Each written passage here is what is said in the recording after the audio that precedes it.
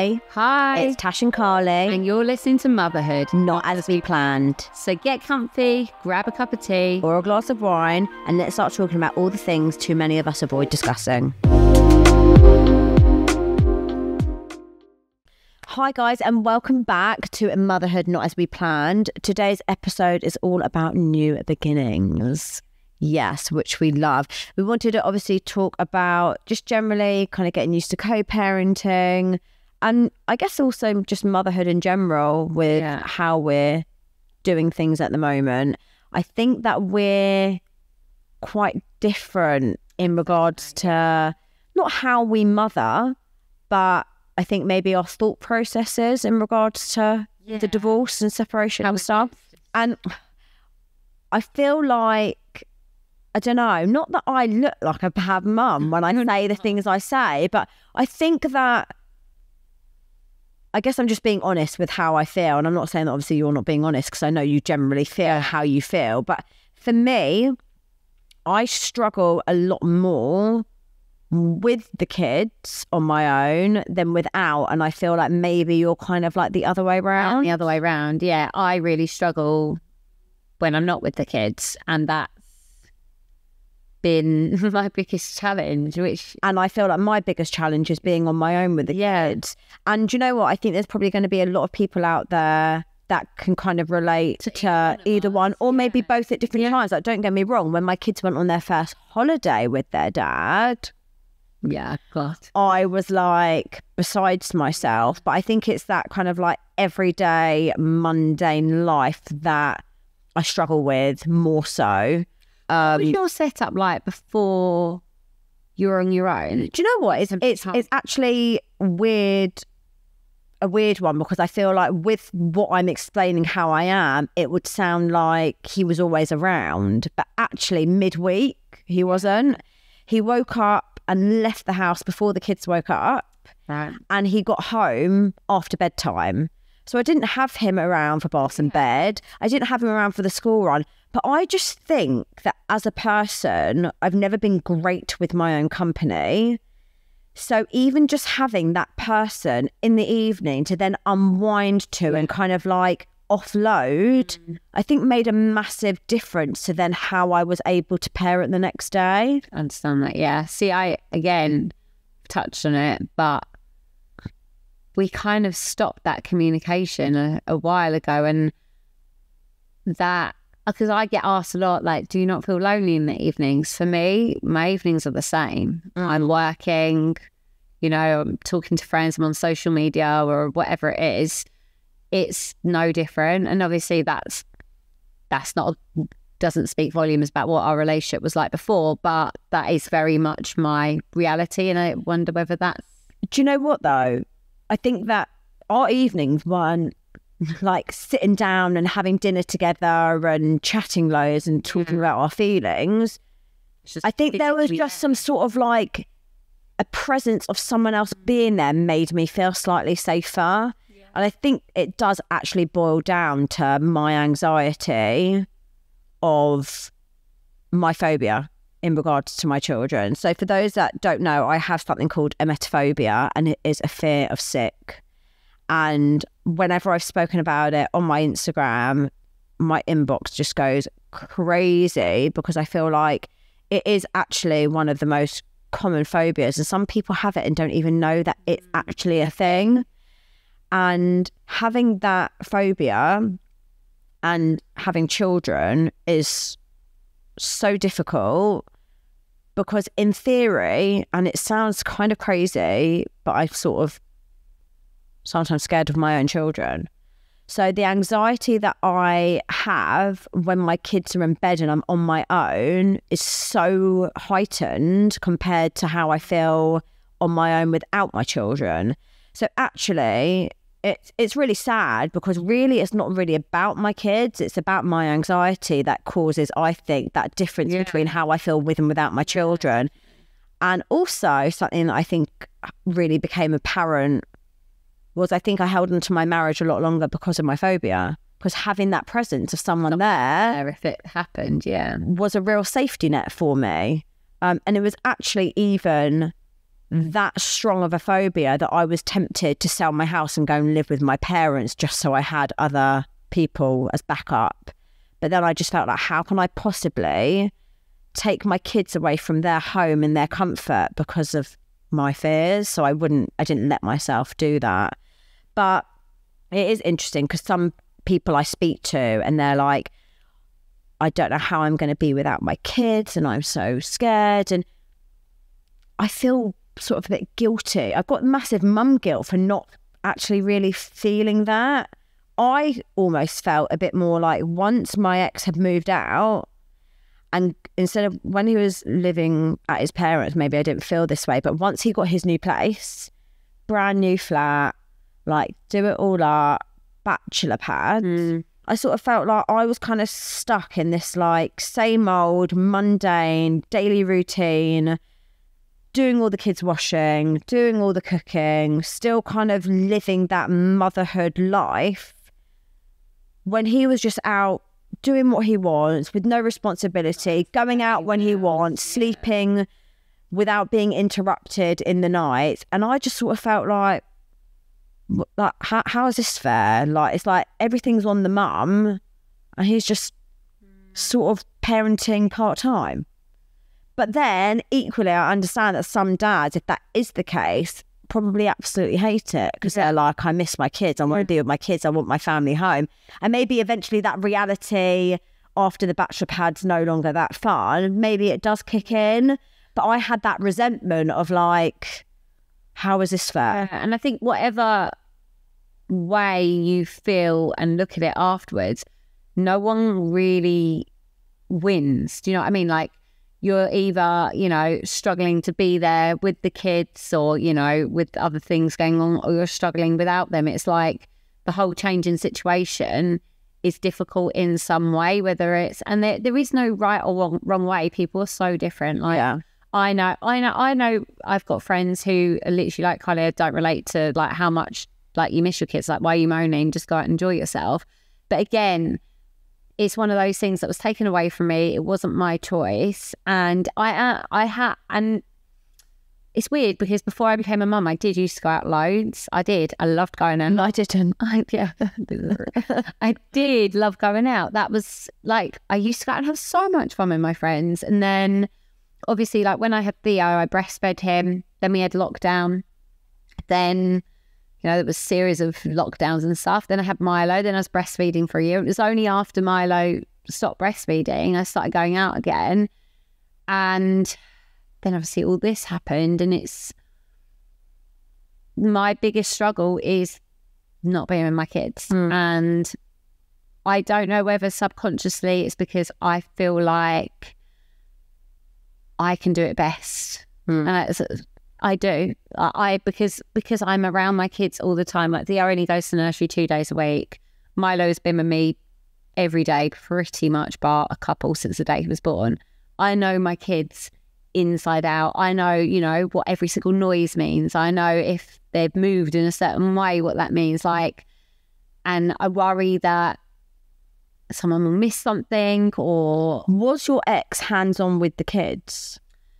So he would do a couple of breakfasts with them a week and maybe 2 bedtimes. It wasn't like in the week, it was always. But would you have described him as a hands-on dad? When he was there, right. When he was there, he was a very good dad. Like, yeah, he didn't like, I think he used to get a bit stressed over the idea of like days out and stuff, because of course they're not as enjoyable as without kids, and they're unpredictable and tantrums. But yeah, he was very, like, he adores our kids. He does adore our kids. So I'll give him that. Like, he loves the boys. But I think now we're where we are, I realise how much of the load I did. Yeah. And perhaps where that was quite imbalanced maybe created underlying problems that I didn't know about. Like, I do all the washing, all the cleaning, 90% of the cooking, you know, all like the admin involved with paying nursery fees and this and thinking about this and thinking about that. I do all of that. Yeah, for me, none of that changed really. I did everything in that respect. Yeah, that, and I even like, you know, direct debits of electricity and gas, like everything, which I think maybe a lot of people would think that like the man would do. Like I generally like looked after the finances. I did all of that. He was really hands-on. And I think from the very early stages, having twins, at first I was a real like control freak, but then I think it became apparent very early on that I needed to kind of like accept help. Yeah. I know that's something that you don't really like doing. And I think that I changed in that way very quickly because of having twins. So then at the point that we separated, I was very confident in his handling with the kids. So like, yeah, I know what you mean. I can appreciate when sometimes people are like, I don't know how I'm going to let him have the kids because like he doesn't even know how to change a nappy, or like he's so capable that I never had that worry. It's not even that I was worried like he was incapable. I just think you just want to do it all. And maybe I was as reliant on them as they were on me. Yeah, I felt like I was like that with they are my comfort. Yeah. And the attachment I have to them is something I never expected. Like I am obsessed with them. Like I literally, like I miss them so much now. And like it's this, like the last couple of weeks have been a weird couple of weeks because of stuff going on. And obviously I had an operation yesterday, so they are staying with their dad, which is not normal, like in the middle of the week. I do struggle with it, and I don't know why. Like I wish I could be more, I don't know, like open. I don't know if it's because I wasn't in control of the circumstances or what. I honestly don't know. And don't get me wrong, like there are some days where I absolutely need a break, and it's like what you said, like accepting help. I have, and probably always will, be that person who like it takes for me to be on the edge of a mental breakdown, for me to be like, I need someone to help me. I am getting better at it. I am getting better at it. But I have always been that person who doesn't like to burden other people and thinks, well, I chose to have kids, so that's my problem. Yeah. Just figure it out myself. But I think it's good that you're adapting to accepting change. So I think especially as a single parent, like you need to.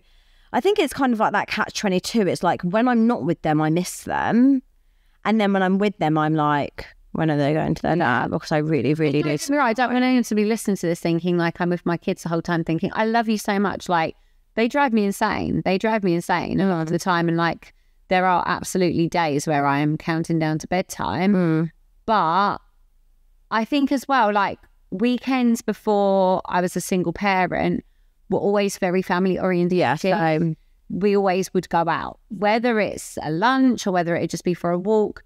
They would be family orientated. And I think where that's no longer a thing, or in my head where he's spending that time with them and I'm feeling like I'm missing out, because when I've got them in the week, it's like a normal week where I'm working, Theo's at nursery, I'm running around doing mundane things, and he gets them for the full Saturday again, which is why I think our plans probably will change.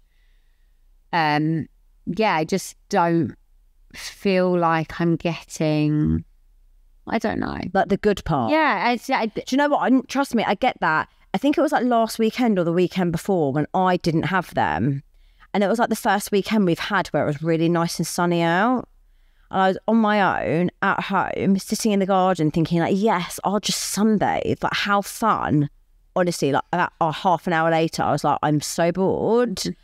I'm scrolling on Instagram, seeing everyone having these lovely family days out. And I just sat there and cried. And I was like I want to be with my kids when the sun's out and have fun. And so it's like, I have these like mixed emotions of, do you know what I think it is as well, which probably doesn't help? Blake, so for those that don't know, I've got Blake and Ivy who are twins, they're 5. Blake doesn't sleep great.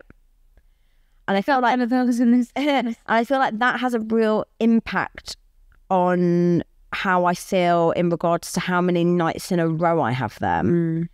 If he slept well, like the other two, I feel like I wouldn't feel like I was counting down the nights until a good night's sleep. It's not like I'm counting down the nights until I want to get rid of my kid. Yeah. It's counting down to recuperation. Because I feel like you need that even more when you're doing it on your own, because you don't have that opportunity, especially on a weekend. When I have the whole weekend with them, I don't have that moment to be like, just need to take a moment. Like, can you do breakfast this morning? Yeah. I'm going to have a little lie-in, or just something like that. Look, there is no break. It's so full on. I completely resonate with that. We've kind of got a situation. Theo's not a great sleeper. Yeah. I have to cuddle him to sleep every night. I know some people are like, don't agree with it. It's just what works for us. But at the same time, it's sort of cute. Oh, I love it. Do you know what? It used to really bother me, and it used to give me a lot of anxiety because I used to do my work. Well, I still do my work in the evening. So in my head, I'd be like working myself up, like, right, I've got less and less time, and I'd get myself really stressed. Ever since I've been on my own, I've kind of reframed my thinking and thinking, one day he's not going to want to lay on my chest. One day he's not going to want to cuddle me. So right now, just go with it. Oh, and I don't know. For me, that's changed it. But anyway, for me, he will lay on my chest. I'd say 20 minutes tops, he'll go to sleep. For his dad, he will not go to sleep. It takes him 2 hours. Got a message last night, it took Theo 2 hours to go to sleep. So he's going to bed about 9 o'clock for his dad whenever he has him, which then puts him in an awful mood the next day. So then that's obviously challenging for him.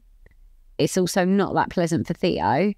And then I feel like I'm coming back and trying to fix everything and pick up the pieces and then try and get us back on routine for a week for then it to just happen again. And I'm finding that really hard. I mean, prior to all this, he did used to sometimes do his bedtime, but a lot of the time it'd be like, he's not going down for me. He just go in there and sort it. And that has been on me for a long time. And that's just, I don't know. I think it's interesting. Yeah, it's interesting because what I have found from once my ex moved out and then they started actually sleeping out and then coming home is they really played up after being with him. You know how they sometimes say with kids' behaviour is they're angels at school and then the minute they get home it's like a fizzy bottle has been shaking all day, and the minute they get home the lid comes off. Exactly. And I'm still their safe space. So it's interesting that like he's really good at bedtime for you. I find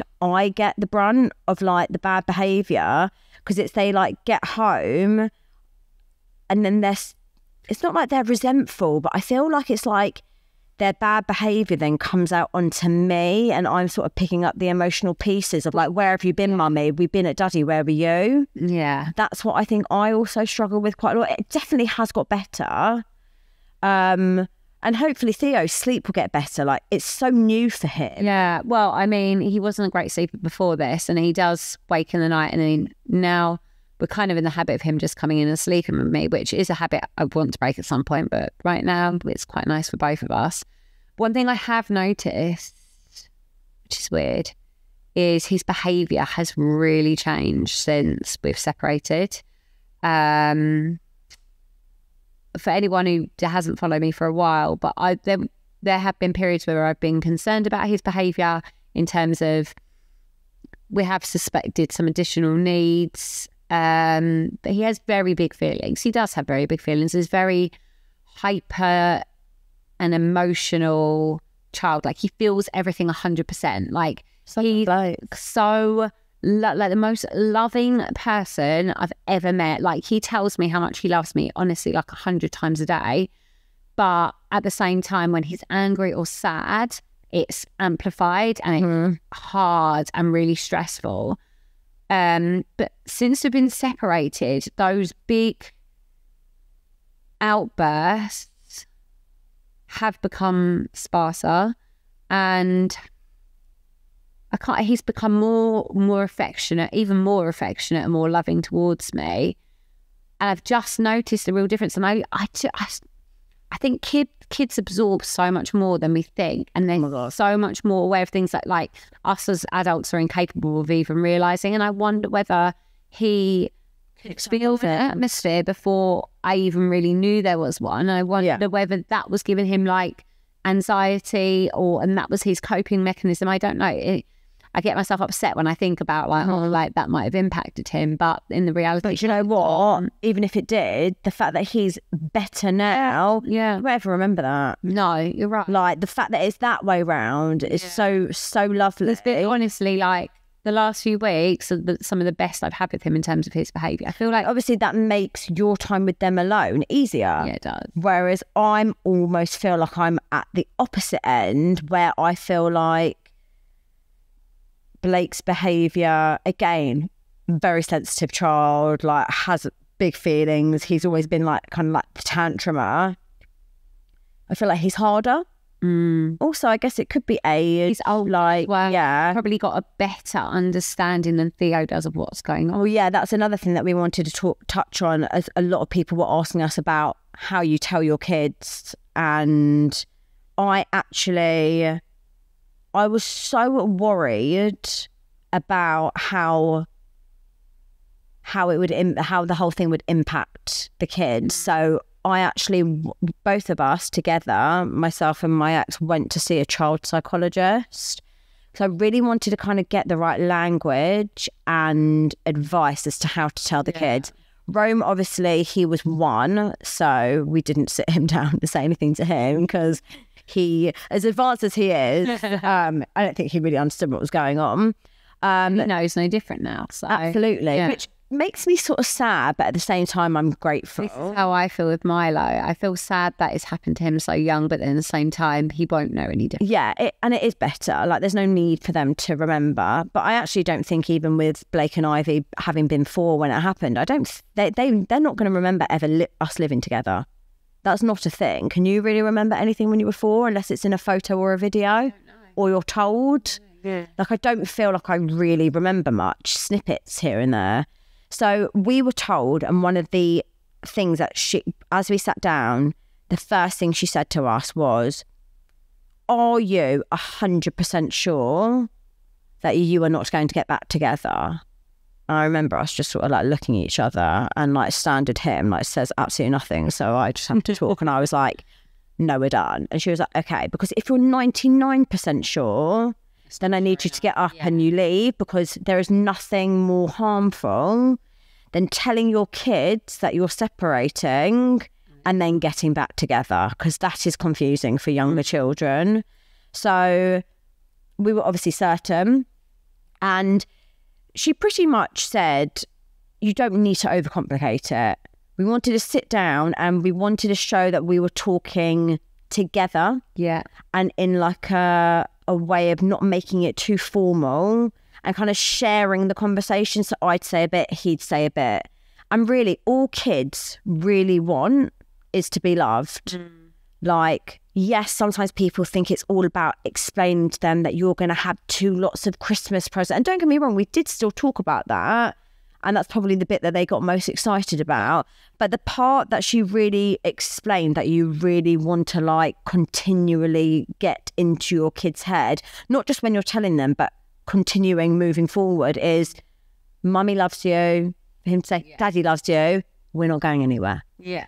Because there's nothing more scary for a child than feeling like they're going to be abandoned. Like, if daddy left us, or are you going to leave? Or so it's kind of like programming in their head, like, mummy loves you, mummy's not going anywhere, mummy's always going to be your mummy, daddy's always going to be your daddy, we love you. Live in different houses. And another thing she said is not to lie. You don't have to tell the truth, but don't lie. Don't say mummy and daddy still love each other, but we're happier separate. No. Mummy and daddy are friends, and we're always going to love you. Yeah. We're a family, but mummy and daddy feel happier living apart. So you're going to have 2 houses and it's going to be really fun. And when you go to daddy's, he's going to buy you some new toys and this, that and the other. It's just really like keeping it as simple as possible without lying and without going into too much detail.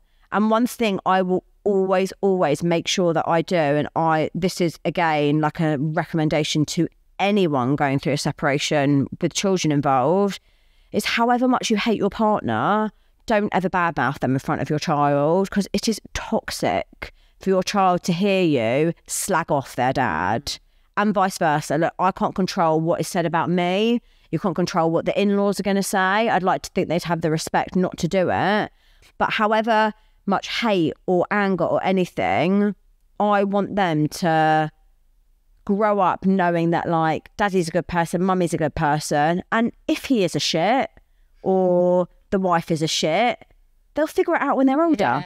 Let them figure it out on their own when they're of an age that is the right thing to do. Do you know what I mean? So that's really generally what we did. How did they take? Honestly, we sat down. I was literally shaking. Like, I felt ill. And we just started talking. And I was like, so some things are going to be a bit different. It's really cool. Like, daddy's just got a new house. And we were like, mummy still loves you. And he was like, and daddy still loves you.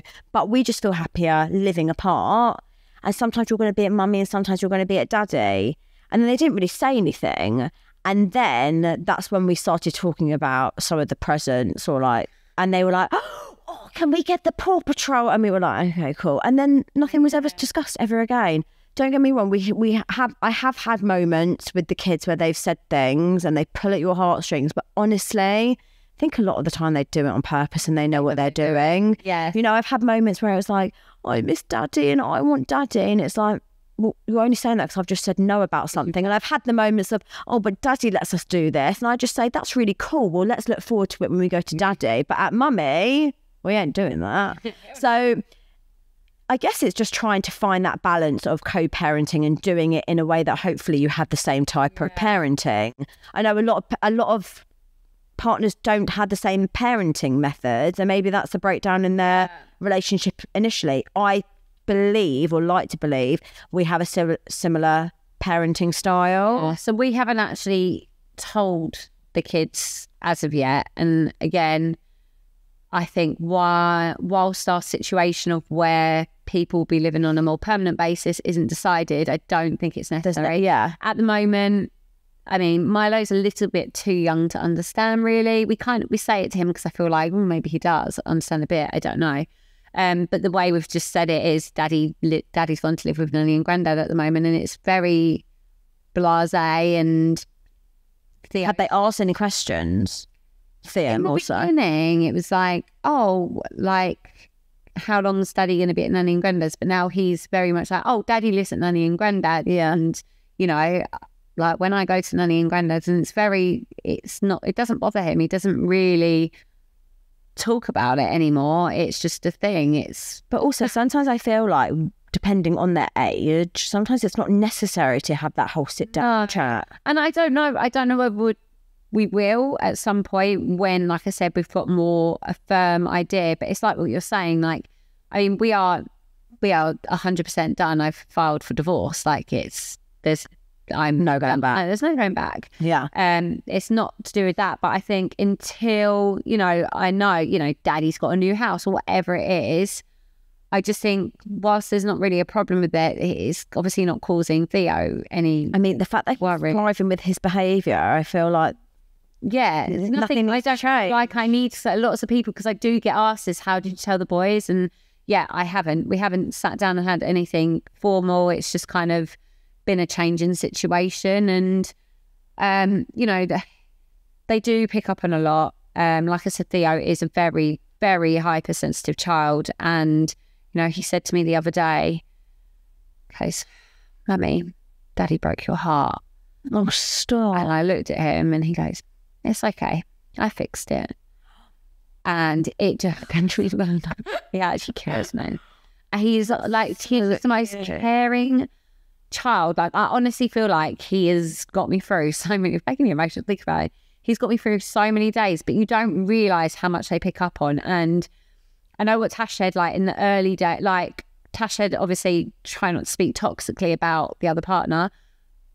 I agree. I think in the early days, it can be really hard when you're trying to process everything that's happened, and you're obviously telling people. And for me, as a full-time mum and having, Theo's only in nursery 2 days a week, annoyingly, sometimes he was there when I was telling people, and perhaps he did hear things that, in hindsight... Don't beat yourself up. No, I know. In hindsight, I wish he hadn't heard, because they are sponges and they pick up on everything. And if I could change that, I would.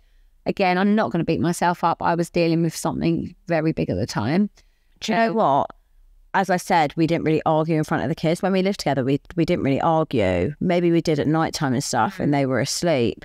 But I remember there was one massive argument that we had and the kids were in the house and they were awake.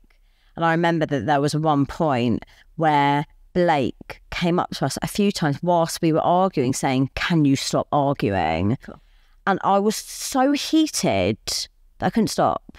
I just went on and on and on. Like, it happens. As well, I think we put all this pressure on like trying to help our kids regulate their emotions, but we're humans and we're still learning. Well, yeah, trying to manage your own emotions while having to think about them. No, like, that's what I've realised is like, it's like just normal mum guilt, even like unrelated to everything. Like, you can be having the best day and then something will happen. You might have snapped when you wish you'd had more patience and you will dwell and dwell and dwell on the fact you snapped. But actually, like, we're human, we're learning all the time, and managing your own emotions when you're trying to deal with something life-changing, trying to process that and trying to think of everything else you still need to do and be a good mum and work and this and that. You just need to cut yourself some slack and be like, you're going to slip up. Sometimes you're going to react in a way you don't want to react, or they're going to hear things you don't want to. And I think when you like free yourself from that guilt and just accept it. But do you know what else? I think that own it. Like, I remember the next day I sat Blake down and I said, I know that you heard mummy and daddy fight and that wasn't very nice. And I'm sorry that you heard that.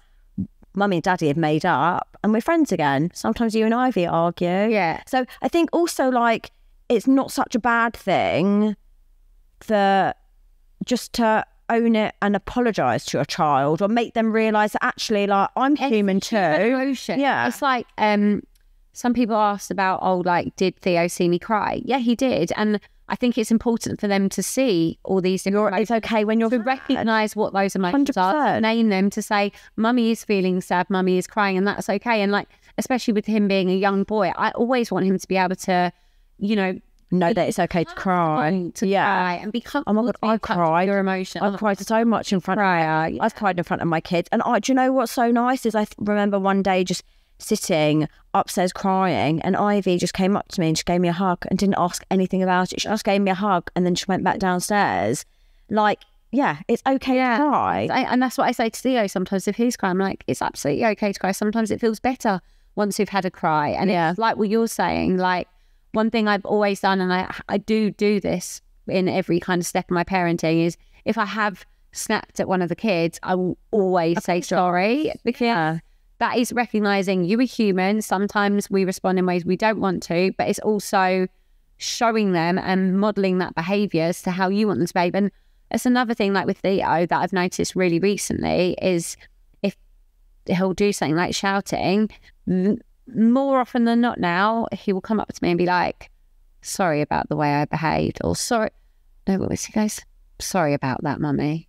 And it's just like, I don't know, it makes me feel like I'm doing something right. And I'm modelling. You know what? It's even when like completely off the subject, but the other day I swore, and like the kids obviously have heard some swear words now, and I think they know what a naughty word is, and they both were like, and like, I think a lot of people, like a lot of adults, like excuse would be like, if they're like, you just said a rude word. And I think an automatic response is, well, I'm mummy can do what she wants. But actually, I turned around and I was like, that was really naughty of mummy. Thank you for highlighting it. I'll make sure that I don't do that again. I'm really sorry you heard me say that, because I don't think that there should be one rule for me and them. I don't like putting people like on different... Well, like the kids will then feel like, oh, so when I'm older I can just swear loads. And like, so yeah, I just think it's kind of being realistic with also managing your own emotions. Like, that's the thing that I struggled with mostly with separating, was being able to kind of like deal with me and what I was going on with, while them being present. So yeah, we hope that was helpful in terms of like, obviously for those of you who are thinking you might need to go and tell your children what's going on, or, you know, just kind of ideas for, I guess, like managing your emotions. I think also just generally that mum guilt of, you know, how you feel, whether you're with your kids or you're without your kids. There isn't a right or wrong. Like, sometimes I miss them and want them, and other days I am looking forward to my mum free time. Like, why not? Like, when I'm with them, it's intense. I'm on my own with 3 kids, so I look forward to my weekend on my own, and I won't feel bad for it. Like, you may as well make the most of it, because then before you know it, they're back with you. I want to recoup so I can then parent better when I'm with my kids on my own. Fill up your own cup so you can pour. Oh, I like that. I just made it up.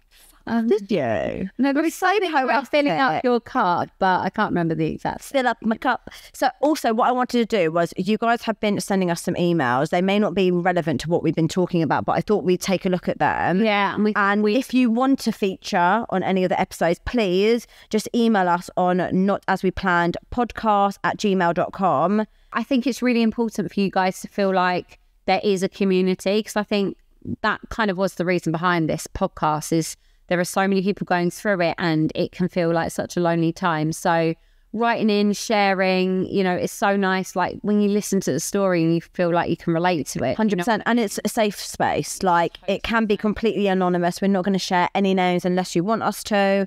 So let's see where we are with this one. So this person's put, "Hey both, love that you now have a podcast and feel it will help so many people. I'm struggling. It's been 2 months since my husband of 7 years has left. Haven't really got the real reason, but now it turns out that he was cheating. The thing I'm struggling with is the guilt that my children are missing out on a family unit. Although they are supported by family between my parents and also still his family, but the whole being us four still, also the struggle with him being able to do what he wants, work away in the week, and me being left to do everything on top of the life change and heartache. That's literally completely how I felt. So I can really, really relate to this.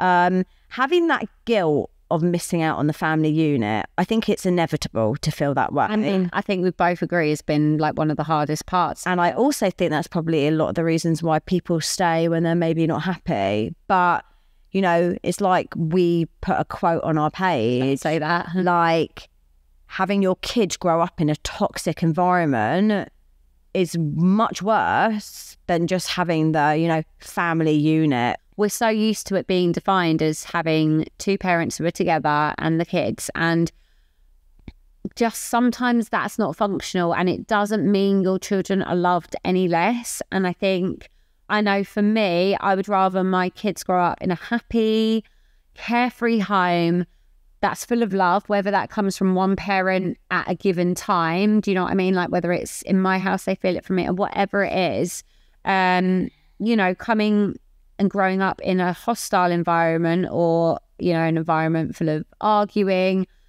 that's definitely nowhere near as beneficial as being on your own. So I think we seem to put a lot of pressure on ourselves. Massively. And do you know what else I thought the other day? I feel like we are meant to be setting an example to our kids to kind of show them like, and love and a relationship. Like, I wouldn't want my kids being in the sort of relationship I was in and being and staying in that. Like I want my kids to feel really loved by their partner, and if we're not able to show that to them, how do we expect them to want to get it? I agree. I want my kids to grow up and be like, look, everyone wants their kids to grow up and be like, my mummy and daddy loved each other so much, I really want that. But I would rather them turn around and be like, oh, my mummy and daddy didn't end up together. However, maybe in years to come, my mummy's now got my stepdad and they love each other so much, and I hope for that love one day. But look, like, my parents are about to celebrate their 40th wedding anniversary. That's obviously fucking goals, but who's to say I won't get that? Yeah, and it's just a different way. Yeah, like, I just think that I want to set an example of what a good relationship is like, and I don't want to hold on to a mediocre one just so I've got a family unit. I agree. Thank you for sending that in. Yeah. And chin up, you've got this. Okay, so I've only just started following you both, finding your account really helpful. As my husband said, he wanted to separate a week and a half ago. Complete shock. We have a 7-week-old baby. And even just the emotions of just a new baby, even when you're with a partner, like I can't fathom the thought of it. Makes me think, how long has he been feeling like that? Yeah. I would love to hear in your podcast any advice on navigating the early days and emotions when you're with your children, also how you told your children, which we've already just discussed. Our 4-year-old is a daddy's boy, so I'm dreading when this time comes. It would also be very helpful if there was anything on remaining friends and living together while co-parenting. While we're living together and co-parenting, as there won't be much change for our 4-year-old, we're not going to be telling him until he's older and understands. And if and when his daddy moves out, which would likely be in about 2 years due to maternity leave and nursery costs. Look, I mean, it's hard for me to comment because, I mean, we co-parented in the same house for 2 months. 2 years, I completely understand if it's due to finances. And that is, do you know what? That is so hard when it's not as simple as it just being happiness and being able to start your new lives. Like some people are so reliant on their partner. But I think majority probably are. I reckon majority of people message me saying, I want to leave, but I can't afford to. Yeah. And that breaks my heart. And I feel like there must be something that can be done. I mean, I don't know. Like, it makes me sad. But do you know what? If you're listening to this and you do know of like ways of support or something, but like, she's really brave because the fact that they can't afford to live apart, but they're still separating, like, I think that's really, really brave. I think as well, like navigating the early stages, particularly where you've got a baby who's so young, I definitely would just get all the support you can from your family. 100%. You're going to need, I mean, even with a newborn anyway, you need that support. But I think you're trying to process some really big emotions. You know, try and get as much help with your 4-year-old as you can as well. And try and have a bit of time. Like, you're going to be feeling all sorts of like ups and downs anyway. Like, those early days of motherhood are a blur and full of sleep deprivation, all sorts. Yeah. I can't imagine navigating that pain. I mean, the only thing I would say is if you're able to be amicable, then do it. But if it's unsettled argument environment, toxic, surely anyone can move in and sleep on a sofa at their parents or something. That's the only thing I would say. Like, I know it's easier said than done, and finances is like a really, really big strain and stressful. But I guess all I would say is just think about the environment for the kids. If you can be amicable, some people generally just fall out of love with each other and it just turns into friendship. And if that is the case, a lot of people can coexist. Yeah. And then I think when there's no betrayal or infidelity or anything like that, a lot of people do just generally fall out of love. And if then that is the easiest way to continue your life for the time being, and you're both happy to be hands-on with a 7-week-old baby, that would probably actually be my preference. But obviously we didn't just like fall out of love and like... No, and people's situations are different. Yeah, but my heart goes out to you, and I really hope that your little baby is doing well and you're doing well. Who else have we got here? Hey ladies, so I have 2 small children now, aged 4 and 2. Last September, me and my now ex-partner and kids were due to move house. About 4 days before, I went out for dinner with my friends and said I had a gut feeling my partner was cheating on me with his sister's best friend. They said, no way, surely not. So I never thought about it again, really. Fast forward to the night before we're moving house and he tells me he's leaving me. He had an epiphany and he's going and won't be moving into the new house. I sat him down and asked him to his face, was he cheating? He couldn't look me in the eye. Red flag. He denied it, called me crazy. Love a gaslighter.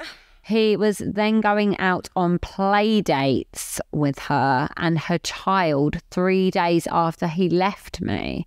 My kids have been around her 3 days after he left, but what could I do when he keeps saying they're just friends?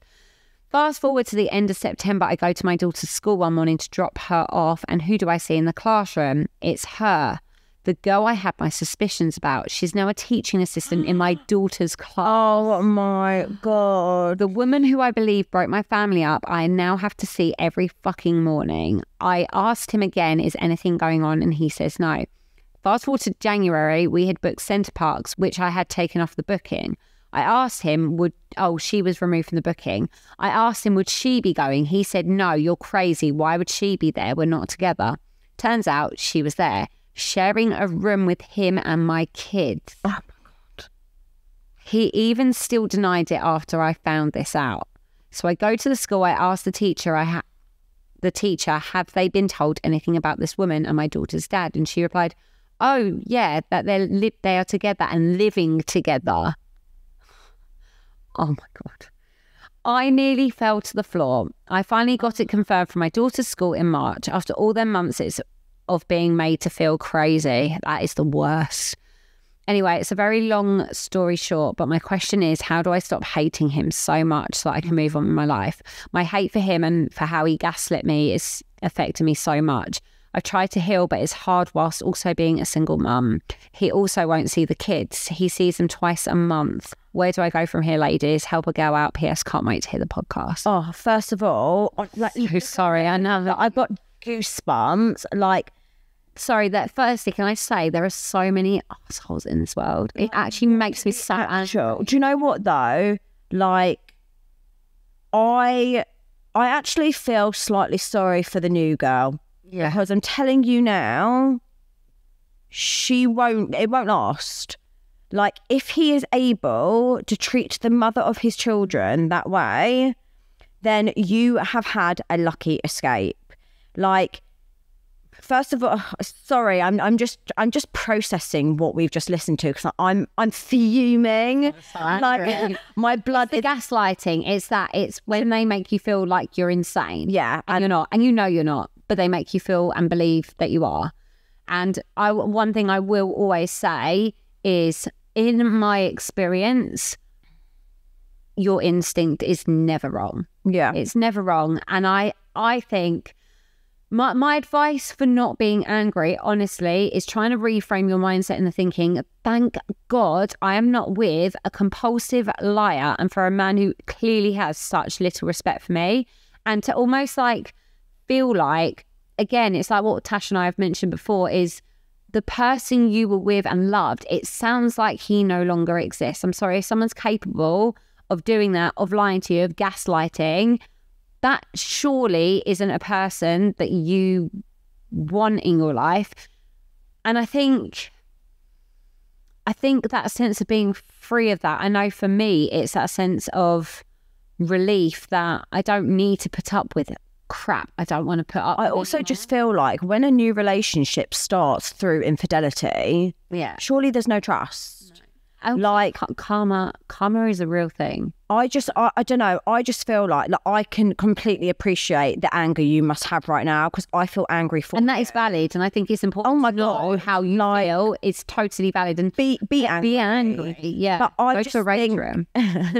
I also think for me, I see a therapist once a week. It's been an absolute godsend for me. I think it's so necessary in a healing process to see a therapist, and I would suggest trying to seek someone that you click with. But I just think that with that whole situation, I mean, the fact that he even allowed it to get to the night before you were moving house just shows that he's a coward. Lack of respect. I'm sorry. Honestly, I know it must be so frustrating that this new person you have to see every day and they're around your child. But all I can say is good luck to that person, because she's just now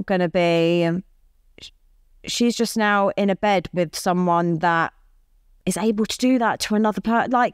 He is just a walking red flag. I sit there sometimes and I remember how I used to be really upset and be like, I'm so upset, I miss him. What am I going to do when he's with someone else? But really, if you think about it, list all the things that he has done to you. Would you want to be with that person? Yeah. Are they qualities you'd look for in a partner? I still feel slightly speechless to what you've just read out. I'm so sorry you're going through that, and I hope you know and can somehow work on finding your self-worth and knowing it's not you, as much as he may make you feel like Yeah, do you know what? That is something that we haven't really touched on yet. It's something that I really struggled with for a long time. I felt like why wasn't I good enough for him to be a good person to me? But it wasn't me. It's never you. It was him, and it's him. Like, yeah, it's not like. You're just going to have to go through the stages of like feeling that anger, and eventually, as you slowly accept that he isn't. Also, he obviously isn't a good person. He isn't worth it. Sadly, obviously, he's not able to like not be in your life because you share a child. Although saying that, if he doesn't even want to see your child, see his child much. I mean, it says it all. Like, you're obviously so much better than him. He's set the bar extremely low. So, yeah, my heart goes out to you. I feel like he has made it definitely easier for you to be able to move on, because it's not like you can sit there and be like, I'm going to miss this and I'm going to miss that, because it sounds like he didn't bring much to the table. When they do something awful, because like for me, I know I found that easier, being able to hate someone. Yeah, absolutely. It is easier. When they're not a good person, it's sort of like, well, what are you holding on to? And it is, a lot of it is often that almost like that habit of being with them. It's all you know, and that can sometimes be the hardest way, is stepping away from that. Yeah, it's a bad habit. Yeah. Let's do one more. Hi both. First of all, super excited about the podcast. I've been following you.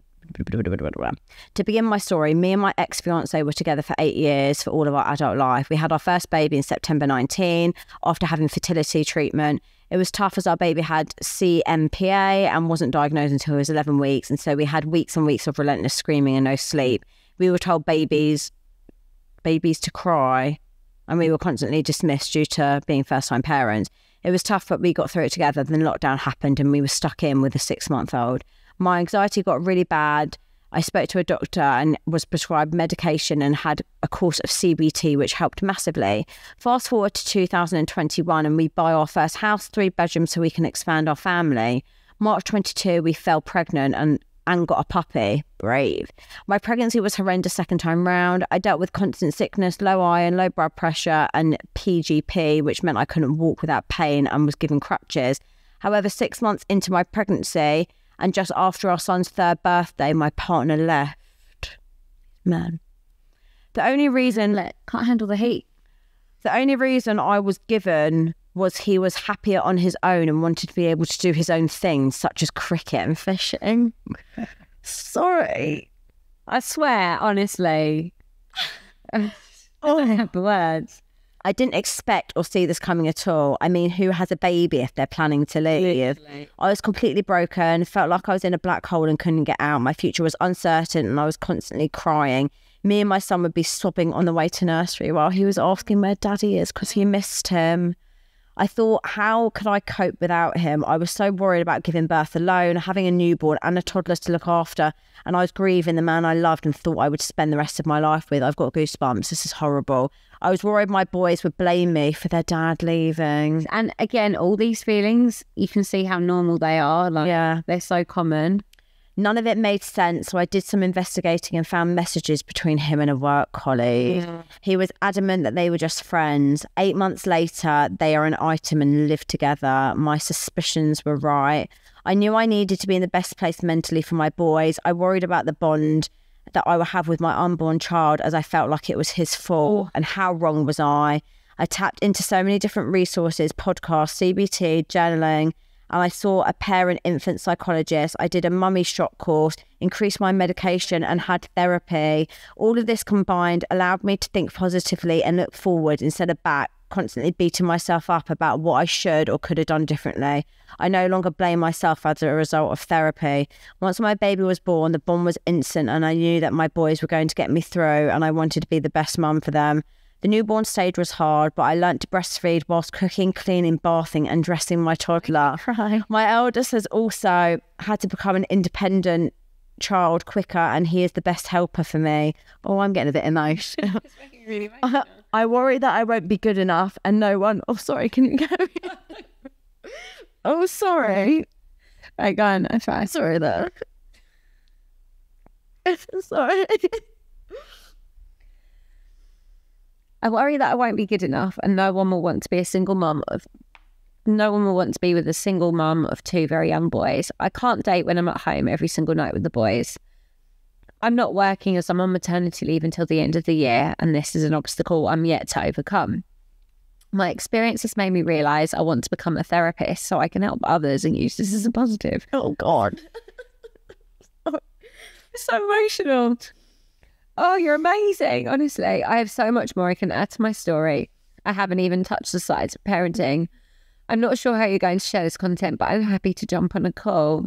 Oh, we might have to get in contact. Honestly, like, I just want to, like, we are emotional, and I think that's important. Like, it is a very raw and real podcast. But can I just say, women are freaking amazing. Like, the things people put up with and deal with whilst being a mother, which is in itself the hardest thing I've ever done in my life. But dealing with all the crap that seemingly men... Oh, it's a really good angle. I just think, like, people have said to me before, and I'm sure this lady's probably had it as well, but people say, God, you're so strong. You're so strong. And the thing is, every single one of you listening has that strength. You just don't know you have it until you have no choice but to be strong. Until you literally have no choice, you don't realise, like, the inner strength you have to cope with someone. Like, if someone had told me a year ago that I would have been dealing with everything I've dealt with this year, I would have been like, there's no way I could have got through it. But you do. And this woman, I think the whole fact she wants to go on to help other people, you sound like honestly a really special person. And whoever gets to work with you in the future is incredibly lucky. And whoever, you know, I have no doubt you will one day meet someone and be incredibly happy. And if not, you've got your 2 boys, which is, as someone of mummy of 2 boys, an incredibly special bond to have. Yeah, and I just maybe want to add that, like, I feel like at the beginning stages when you break up from your partner who you expected to spend your life with, and then maybe if you do find out that they are with someone else, I know it's so easy to say now, coming out of the other side, but I feel like if you were meant to be and they were a good enough person and knew your worth, then you wouldn't be where you are now.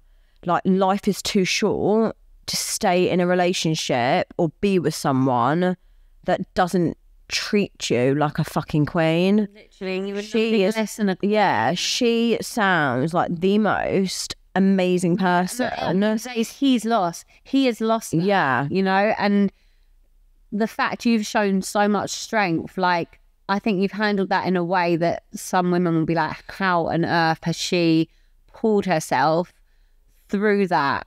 I just think you're incredible, and hopefully that inspires anyone who's going through anything remotely like that they can absolutely do it too. Yeah, I mean, that was honestly, like, I feel like that was a really nice way to sort of like end this episode. Yeah, I just want anyone listening to really, you know, understand that if you're going through, even just like someone listening to this who's not even a mum and they're just going generally through a breakup, like, you're not alone.